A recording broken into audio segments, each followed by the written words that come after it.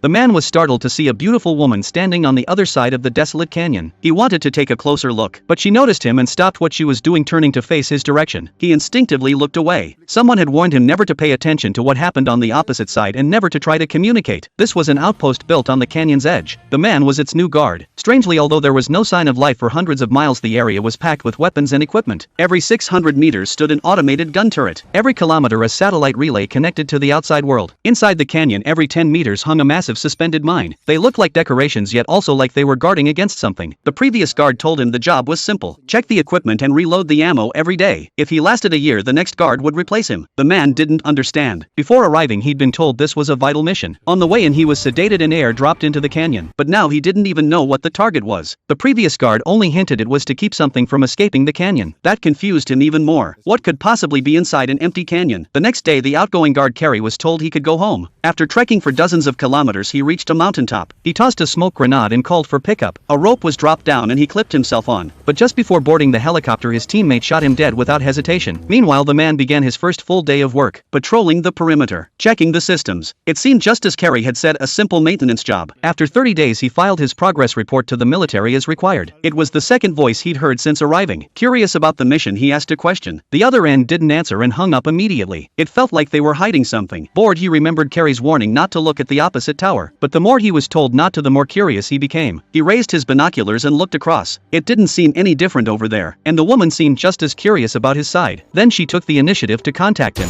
When he stepped outside and looked again into the canyon, something was wrong. He lifted his rifle and aimed downward. What he saw was a terrifying creature he had never seen before.